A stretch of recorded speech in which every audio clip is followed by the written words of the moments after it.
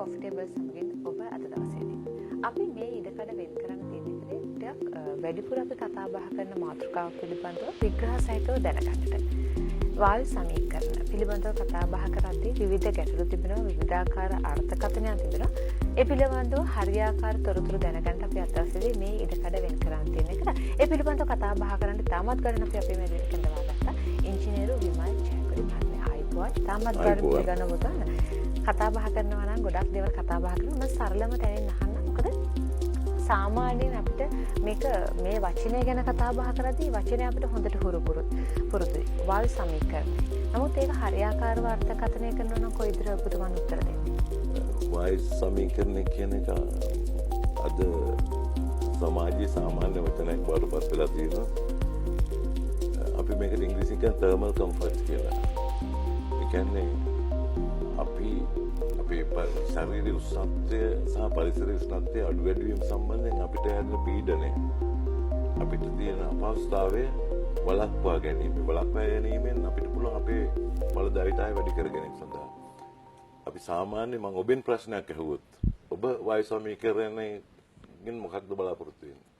අපි පරිසරයට වඩා උෂ්ණත්වය අඩු පරිසරයක් බලාපොරොත්තු වෙන සිසිලස. ඒ තමයි සාමාන්‍යයෙන් හැමදේම කතා කරන දේ. අත්ත වශයෙන් වායු සමීකරණ ඊට වඩා ලොකු රාජකාරියක් කරනවා වායු සමීකරණය.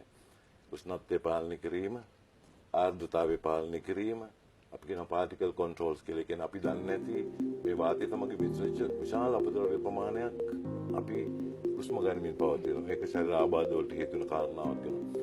ඒ වගේම ගන්ධ සුවඳ අපි සාමාන්‍යයෙන් කාර්යාලයක වැඩ කරන කාර්යාලයේ අසතුටුදායක ගන්ධයක් තිබෙන අපිට වැඩ කරන්න බෑ. අපි ඒ පරිපාලනය කරන්නේ වායු සමීකරණය. ඒ වගේම අපිට ප්‍රෙෂර් කන්ට්‍රෝල්ස් කියන එකක් තියෙන. ඒ කියන්නේ කොච්චර දැන් අපි ප්ලේන් එක ගමන් කරනකොට උඩ යනකොට අපි මේ පීඩනයේ පරිපාලනය ඒ සියල්ලම සම්පූර්ණ වාතය ගැන සියලුම හැසිරවීම වායු සමීකරණ සම්බන්ධයි. ඉතින් ඒ ලෝකයේ ගත්තම ඉතාම දැවැන්ත ශේත්‍රයක් බවට පත් වෙලා තියෙනවා. අපි සාමාන්‍ය නිවසේදී කතා බහ කරන දේ තමයි ශීතකරණ වල තිබෙන වායු සමීකරණය. මම කැමති ඔබතුමන්ගෙන් මෙවැනි දෙයක් පිළිබඳව අහනවා. කොහොමද මේ පරිපාලනය කරන්න, කොහොමද නිවසක් තුළේ දේවල් සිදු කරන්නේ?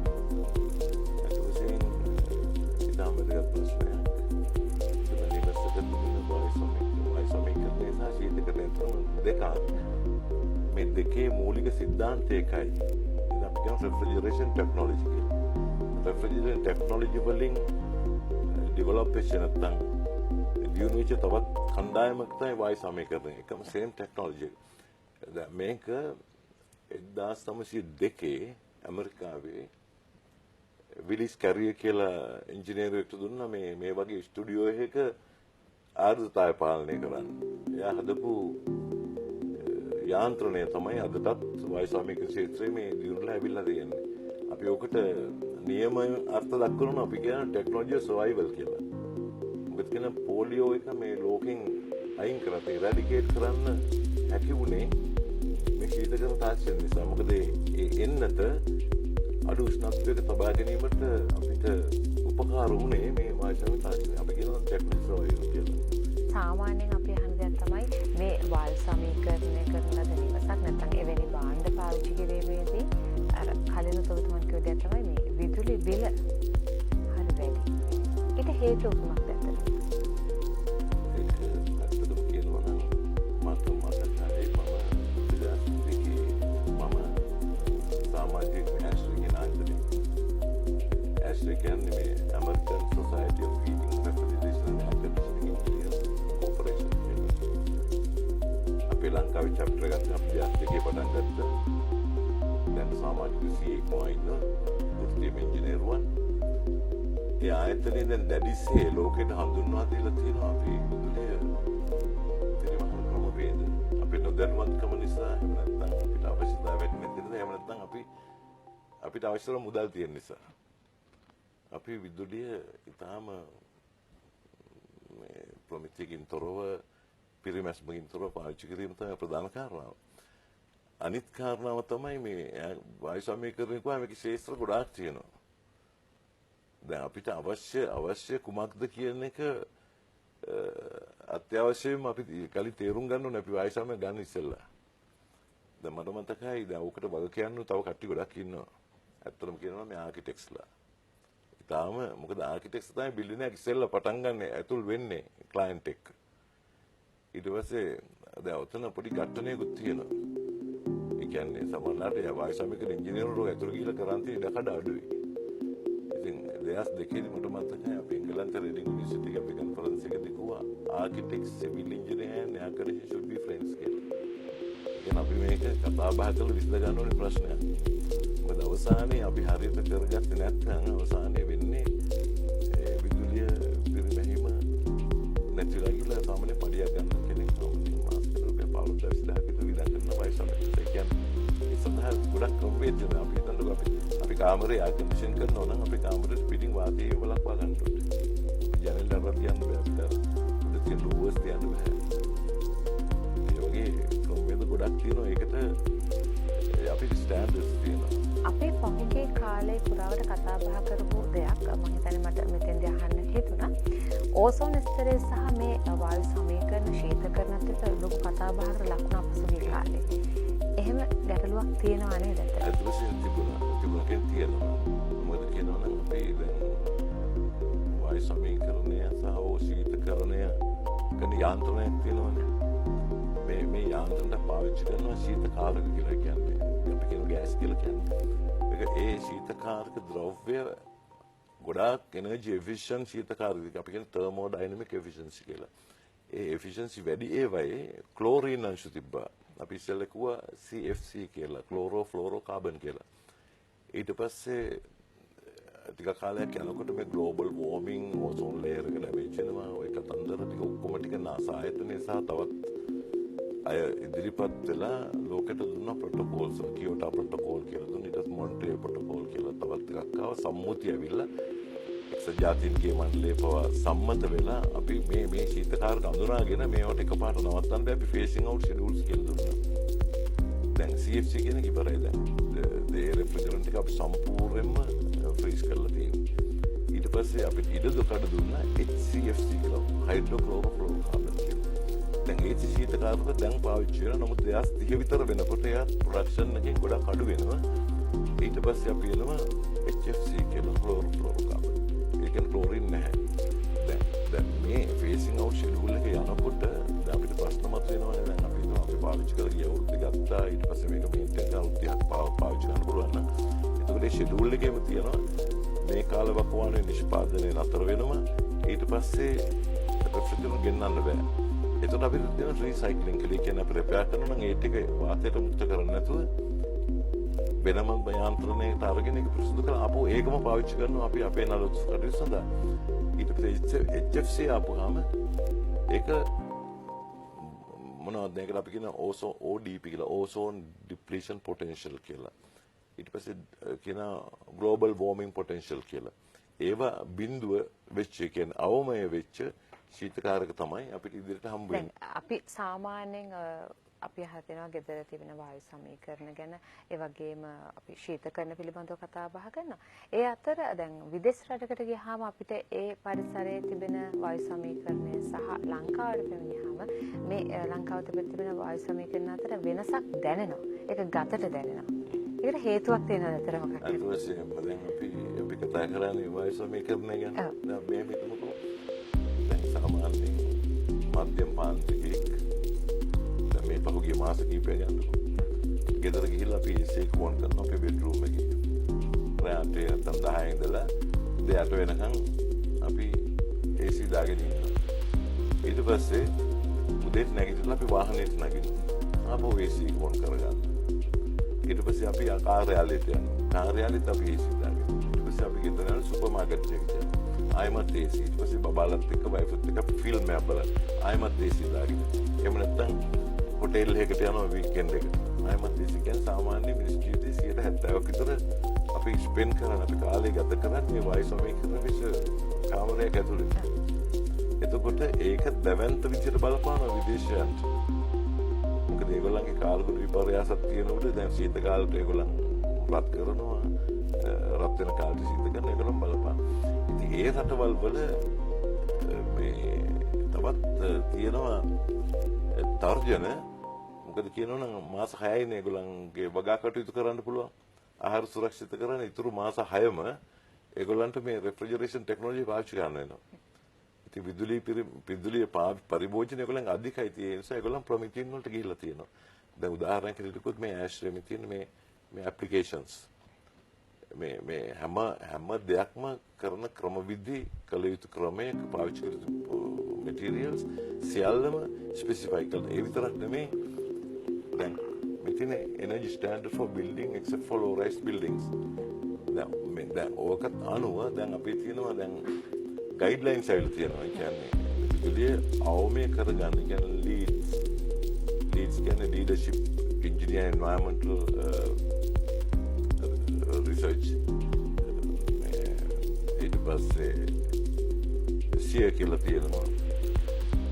ඇෂ්රේ ස්ටෑන්ඩඩ්ස් තියෙනවා. සිප්සේ කියලා ස්ටෑන්ඩඩ්ස් තියෙනවා. දැන් මේවා යාලා පාවිච්චි කරනවා. ඉතින් දැන් මේ සිංගප්පූර් ගත්ත අපි ආසන්නම රටක් මේ සිංගප්පූර් වල තියෙනවා මේ සිංගප්පූර් ස්ටෑන්ඩඩ් CP13 කියලා. මේක ඒගොල්ලන් රටක් හැටියට අනුමත කරලා තියෙන ඔය ස්ටෑන්ඩඩ්ස් වලින් පිට යන්න බෑ. මොන තැනකට ගියත් සිංගප්පූර් ඇතුලේ මේ ප්‍රමිතීන් වලට යටත්ව තමයි සියල්ල සිද්ධ වෙන්නේ. නමුත් තාම අපි ප්‍රීමැචුවර් අපේ ලංකාවේ මේ වගේ සස්ටේනබල් එනර්ජි ඔතොරිටි එකෙන් මමත් දායක වෙලා තියෙන එකේ සාමාන්‍ය මට්ටමක නමුත් රටක් හැටියට අපේ මේ ප්‍රමිතීන් සම්පාදනය වෙලා නැහැ. මම දැන් ළඟදී මොන බොකාලේ අපිට ඒක අනිවාර්යෙන් කළ යුත්තක් වෙනවා. මොකද වායු සමීකරණ පාවිච්චි කරන 40% ඉඳන් 60 දක්වා විදුලිය. කියන්නේ ගැන අපිට හිතන්න කාලේ හොඳටම අවිල්ලා. හොඳයි. අපි මේ පිළිබඳව තවත් කතා බහ කරන්න සුදුන. ඒ වගේම මෙතුමන්ට හම්බෙච්ච සම්මාන කිහිපයක් පිළිබඳව කතා බහ කරන්න අවශ්‍යයි මේ විරාමයෙන් පසු. විරාමයෙන් පසු යලිත් ඔබ I10 coffee table සමගින් අපි අද දවසේදී කතා බහ කරමින් සිටියේ ඉංජිනේරු විමල් ජයකොඩි මහත්මයා සමගින් විශේෂයෙන්ම ශීතකරණ සහ ඒ වගේම වායු සමීකරණ කියන මාතෘකාව අපිට වැඩි වශයෙන් කතා බහ කරන්න සිදුවෙන මාතෘකාවක් නිසා අපි නොදන්නා දේ සොයාගෙන යන ගමනක් තමයි අද දවසේදී ඔබත් එක්ක කතා බහ කරමින් සිටියේ. ජයකොඩි මහත්මයා මම කැමතියි දැන් ඔබට පසුබසින් තිබෙන සම්මාන රසක්. ඒ මොනවටද මොන නිසා හම්බුණාද කොයි වගේ කාර්යභාරයක් උදෙසා හම්බුච්ච දේවල්ද ඇත්තටම? දැන් අපේ මම වෘත්තීය ඉංජිනේරුවෙක් ඉස්සෙල්ලා මම ගොඩක් අනිත් වෙලා හිටියේ accelerated මහාලි projects දැන් ඔසුලි කියන අනුදේක දක්වා වික්ටෝරියා පොත්මලේ වන්දන කියලා රන්ටබේ මහතුරුවය සහ අපේ කුෂිවැල් irrigation projects Udawalawe regulator schemes Kandalama Elahera පිළිපේ ඇනිකට්ස් කේසස් අපි ගොඩක් මෙකැනිකල් ඉංජිනේර් අතරම මේ යාන්ත්‍රික ඉංජිනේර් කියන එක අපේ මේ රුධිරයට සම්බන්ධයි කියලා මට හිතෙනවා. මම අතරම ඉංජිනේරුවෙක් කියලා හැකි තාක් දුරට දැනුවත් කරලා ප්‍රමිතීන් උඩ ගිහිල්ලා හම්බි සම්මාන තියෙන දැන් අපිට දැන් ඩයිකින් කියන ආයතනය අපිට මේ ඒගොල්ලන්ගේ ඩීලර්ෂිප් එකක් දුන්නා 2014 වසරේ. ඒ දුන්නු වසරේම අපිට පුළුවන් වුණා හොඳම රන් සම්මානය ලබා ගන්න. 2015 අපි ලබා ගත්තා රන් සම්මානය. හොඳම ඇගයීම් කමිටුවෙන් රීජනල්. ඊට පස්සේ මේ ඉංජිනේරු ආයතනයේ මම ප්‍රසන්ටේෂන් එකක් කරා මේ relaxation makes you smart කියලා. මම හිතන්නේ ඒක අර වික්‍රත්නාගේ සාප්ත සංඛ්‍යා වගේ ආයතන දැන් 4ක 5කම කරන්නේ ඉල්ලීම් ලැබුණා. මොකද කියනවා මේ කොහොමද මේ මිනිස් මොලේ පාවිච්චි කරන්නේ? අපි මොලේ පාවිච්චි කරන්නේ කියන්නේ. ඒ කියන්නේ අපි හරියට මොලේ පාවිච්චි කරන අතර හැම සප්පරේම විවාදයක් කියන්නේ. ඒ වගේම අපි කියනවා හැමදාම කියන එක තමයි ෆෝර් නෝබල් ට්‍රුත්ස් කියලා තියෙන. ඒ කියන්නේ අපිට එන ප්‍රශ්නයක් හැම වෙලාවෙම ඇනලයිස් කරලා අපිට හොයන්න ඕනේ. ඒකට හේතුව මොකක්ද? ඊට පස්සේ ප්‍රෙස්ක්‍රිප්ෂන් එක ඊට පස්සේ you have medicine and go. Engineer practice කරන්නේ ඒක ජීවිතේ ප්‍රැක්ටිස් කරන්නේ සාමාන්‍ය ඉංජිනේර් එක ප්‍රශ්නයක උත්තරයක් හොයලා ඒකට පිළිමක් දෙන එක. ඉතින් ඒ විදිහට තමයි ඔබතුමාට සම්මාන හම්බෙන්නේ. මෙතන තියෙනවා මගේ ඉංජිනේරුවට හම්බෙච්ච සම්මාන, ඇගයීම් සම්මාන, විශේෂ සම්මාන සහ මේ කරු ක්‍රීම් වශයෙන් තව සම්මාන සාශයක් තියෙනවා. මම මේ ගෙනාවේ නැහැ මොකද අතට මා විසින් මාව අගේ කරගත්ත අවශ්‍යතාවයක් ඇතුළු නැහැ. නමුත් ඔබතුමන් ලැබපු සම්මාන සහ ඔබතුමන්ගේ වගේ හැකියාව දක්ෂතාවයත් එක්ක අපිට බොහෝ දේවල් බොහෝ දැනුමක් ලබා ගන්නට හැකියාව තියෙනවා. ඒ අතර මම කැමතියි සාමාන්‍ය අපිට දෛනික ජීවිතේට අවශ්‍ය වෙන තවත් ගැටලුවක් තමයි දැන් නිවසක් වායු සමීකරණය කරනවා නම් නැත්නම් ආයතනයක වායු සමීකරණය කරනවා නම් ඒ නඩත්තු කටයුතු කොහොමද සිදු කර යුත්තේ? මොකද මෙය සවිකර ගැනීම පමණක් නෙවෙයි. ඉන්හාට අපි නඩත්තු කිරීම මේක පරිසරයට කොයි විදිහට බලපානවද කියලා හොත ඔබතුමන් කොයි වගේ උත්තරයක්ද දෙන්න දෙන්නේ? වශයෙන්ම කියනවා නම් වඩාත්ම වැදගත් වෙන්නේ නඩත්තු ගන්න එක. දැන් අපි ගැන හිතමුකෝ. අපි පිරිසිදුනේ නැත්තම් අපි නැත්නම් අපි පොඩි බියර් ගත්ත නැත්නම් අපි පිළිගන්නේ නැහැ කවුරුත්. අපේ වාහනේ හොඳ පවිත්‍ර කරලා පිරිසිදු කරලා ගිය නැත්නම් අපිට ගමනක් යනකොට අපි ගණන් ගන්න නැහැ. ඒ කියන්නේ ඒ තත්ත්වයන් අනිත් එක දැන් කියන අපි කාලයක් යෑමේදී එඩිකේ වෙනවා. කියන එක ස්වභාවික දෙයක්. එතකොට ඕකේ තියෙනවා අපි නඩත්තු කරන ක්‍රියාවලිය තුනක් තියෙනවා. එකක් අපි කියනවා රෙගුලර් මේන්ටෙනන්ස් කියලා. අවශ්‍ය පරීක්ෂාකාරී වේ ගැන යොමු වීම ඒක රෙගුලර් මේන්ටෙනන්ස් කරෙක්ටිව් මේන්ටෙනන්ස් කරෙක්ටිව් මේන්ටෙනන්ස් කියලා කියන්නේ මොන හරි ආබාධයක් වුණාම අපි ඒක ඒ වෙලාවෙම හදනවා. ඒකත් එක්ක දුවන්නේ නැහැ. හුලම් බහපු කාර් එකේ රෝදේ මාරු කර ගන්න ඕනේ. අපි ටෙම්පරරි වීල් එක දාගෙන ඉඳලා ඊට පස්සේ පර්මනන්ට් වීල් එක දාන්න. ඊට පස්සේ කියන PPM එක ප්ලෑන් ප්‍රිවෙන්ටිව් මේන්ටෙනන්ස් කියලා හරියට කියනවා නම් අර වාහනේක ටයිම් බෙල්ට් එක මාරු කරන්න. තාම යන්න පුළුවන්. නමුත් අපිට මගුල් ගෙදර දවසේ අපි AC කැඩෙන්න අවශ්‍ය නැහැ. අපි ඒ කාලේ බකවන්න ගියාම අපි ඒක ඒ වෙලාවට මාරු කර දෙන්න. ඒ කියන්නේ දැනුමක් තියෙන්න ඕනේ. ඒක කරනම නම් අපේ ලයිෆ් ටයිම් එක මේ උපකරණේ කාලවකවානු පාවිච්චි කරන කාලවකවානු වැඩි වෙනවා. අලුත් තත්ත්වයේ තියෙනවා. මේ අපිට තියෙන මේ ප්‍රශ්න ගොඩක් නැති වෙලා යනවා. මොකද හැම වෙලාවෙම අපි ඒ යාන්ත්‍රණය අපි සමුජීවත් වෙනවා නැත්නම් වැඩ කරනවා. ඒක ඊටාම අවශ්‍ය දෙයක්. ගොඩක් වෙලා ශ්‍රී ලංකාවේ ගත්තොත් එimhe විශේෂයෙන්ම රාජ්‍ය ආයතන වල මම දන්නවා මේ ඒකට ලොකේෂන් නැහැ. ඒ කියන්නේ ලොකු මුදලක් වියදම් කරලා ලොකු යන්ත්‍ර ස්ථාපනය කරනවා. ඊට පස්සේ ඒගොල්ලන් බජට් එකේ වෙන් කරන්නේ නැහැ මේ ඒක නඩත්තු සඳහා මුදලක්. ඒක ගොඩක් වෙලාවට අපි ව්‍යාපාරිකයන්ට අපිට ලියුමක් ලියනවා ඔබ ආයතනයේ විතින් ස්ථාපනය කරන ලද කියලා ඔක්කොම කොපි කරලා ලියුමක් කියවනවා. අර එකෙන් අර නමත් පොඩ්ඩක් අපිට ආනිශ්චය වෙනවා. මොකද නැත්නම් රෙගුලර් මේන්ට් අත්‍යවශ්‍යයි. ඕනම දෙයක නඩත්තු කටයුතු අත්‍යවශ්‍ය වෙනවා. ඒකට මේ ගුවන් යානයක් එහෙම යන්න බෑ. අපිට පේනවා ගුවන් යානයක් එහෙම යනකොට එතන ගිය ගමන් ඉමීඩියට් මේන්ටෙනන්ස් වලට ගන්නවා ඒගොල්ලන්. before other passengers get in. මොකද 40,000 මේ ෆීට් වලට උඩින් යන නිසා. අපේ ළඟ තියෙන දේවල් අපි සැලකින්න තියෙනවා. ඔබතුමාලා අපිට කතා බහ හිතුවා ලංකාව තුළ මේ දෙවැනි දේවල් කරද්දී විවිධාකාර කටයුතු තියෙනවා, සැලසුම් තිබෙනවා, මේවා දියත් කරන්න අවශ්‍ය කරන මෙවැනි දේවල් සිදු කරගෙන යද්දී යම් බාධක පැමිණෙනවා. කොහොමද මේ දේවල් සමාජගත කරද්දී කොයි වගේ සැලසුමක්ද සකස් කරලා තියෙන්නේ අතරම? දැනට වර්තමානයේ අපිට ලොකුම ප්‍රශ්නයක් තමයි මේ අපිට සේවකයන් සහ කාර්මිකයන් ගිහිගම මේ සම්බන්ධව ජෙනරල් අඩුයි. මොකද අපේ රට ලොකු රැල්ලකට හසු වෙලා තියෙනවා. දැන් මම මේ පහුගිය දවස්වල මේ ටෙක්නිකල් කොලෙජ් වල ප්‍රින්සිපල්ස් අතර ටිකක් කතා කරා. මනාලියන් හැඩ ගැස්වීමට යන කණ්ඩායම වැඩි. තාක්ෂණික ක්ෂේත්‍රයේ ඉගෙන ගන්න යන කට්ටිය අඩුයි. කෑම පිසීම් සම්බන්ධයෙන් ඇතුළත් වෙන කට්ටිය වැඩි. මැනේජ්මන්ට් ටෙක්නොලොජි IT වැඩි. මේ කාර්මික ක්ෂේත්‍රයට විවිසන ප්‍රමාණය ඉතාම අඩු වෙලා තියෙනවා. දැනන්ත අඩු වෙලා තියෙනවා. ඒ වගේම තමයි කෘෂිකර්මාන්තේ ගොඩාක් අඩු වෙලා තියෙනවා. ඒක ප්‍රශ්නයක්. දෙවෙනි ප්‍රශ්නය තමයි දැන් මේ ව්‍යාපෘතිය පටන් ගන්නකොට අපි දන්න රිසෙප්ෂන් හෝල් එක කියලා. රිසෙප්ෂන් හෝල් එක කියන බිල්ඩින් හෝල් එක මේක එයාර් කන්ඩිෂන් වැඩි වෙලකට විකුණා ගන්න පුළුවන්. වැඩි වෙලකට විකුණන්න පුළුවන් වුණාම එයා බලනවා මේ වායු සමීකරණය දැන් ගොඩක් ජනතාව වායු සමීකරණය කරා මේක ටිකක් දන්නේ නැහැ. මම දැන් මේ සාකච්ඡාව වැදගත් ඒක. මොකද යාලා කියන මේ සාමාන්‍ය ස්ප්‍රිට්ස් ටික හයි කරාම වායු සමීකරණය එයාර් කන්ඩිෂන් කියලා විකුණනවා. ඒක වැරදි. මොකද 200ක් විතර ඉන්න 200ම උස්ම ගන්න පවතින. මෙතන ටිකක් වෙලාවට මේ කාබන් ඩයොක්සයිඩ් ප්‍රතිශතය වැඩි වුණාම ඒගොල්ලන්ට එතන අපහසු වාතාවරණයක් තියෙනවා. ඒකක්. අනිත් එක තමයි අපි අපේ කෑම සුළු අපි ගෙදර ගිහලා අපි ජැකට් එක දැම්මොත් ඒ කාමරේම කෑම ගඳයි.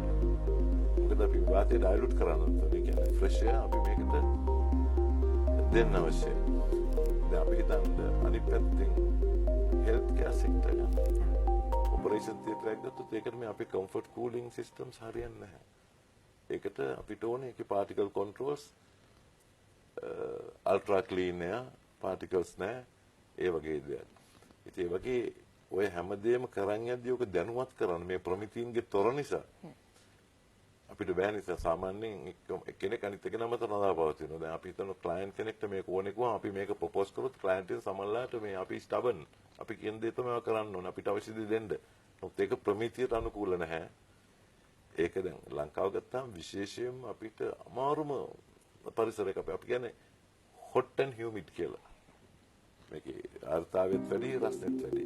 දැන් ඔසිටේවත් තමයි අවශ්‍යතාවය අනුව ස්ථානය අනුව මේ යෙදවීම සහ පරිපාලනයේ භාවිතය වෙනස් වෙනවා. ඒ අපි හරියාකාරව තේරුම් ගත යුතුයි. ඔබට යම්කිසි ගැටලුවක් තිබෙනවා නම් අපිට හැකියාව තිබෙනවා මෙතුමන්ව සම්බන්ධ කරගන්න ඔබට අවස්ථාව ලබා දෙන්නට. ඔබ මෙතුමන්ට කරදරයක් නොවන ආකාරයට කතා කරන අපි මතක් කරන දුරකථන අංකය 077 77 12 662 077 77 12 662 කියන දුරකථන මාර්ගයේ විවෘතයි. ඒ වගේම මෙතුමන්ගේ ලිපිනේ මම මතක් කරනවා අංක 14 4 වෙනි පටුමග රාජකීය අංක 14 4 වෙනි පටුමග නාවල රාජකීය. ඔබට අවස්ථාව තිබෙනවා මෙතුමන් එක්ක කතා බහ කරන්න. ඒ වගේම ඔබට දැනුම ලබා ගන්න හැකියාවක් තිබෙනවා. ඉතින් අපි නොදන්නා බොහෝ දේවල් අද දවසේදී මම හිතනවා අපි කතා බහ කරලා ඔබත් දැනුවත් වෙන්නට ඇති. ඔබ වෙනුවෙන් මේ දැනුම ලබා දෙන්න අපේ මෙතනට පැමිණියාට ඉංජිනේරු විමල් ජයකඩ මහත්මයාට දෙහිවින් ස්තුතිවන්ත වෙනවා. ඒ වගේම තවත් මේ වැඩ කටයුතු සර්ව ප්‍රකාශ සාර්ථක කරගන්න ඔබතුමාට අවශ්‍ය ශක්තිය ධෛර්ය ප්‍රාර්ථනා කරනවා. සුබ දනවනේ. අදට IT කොපි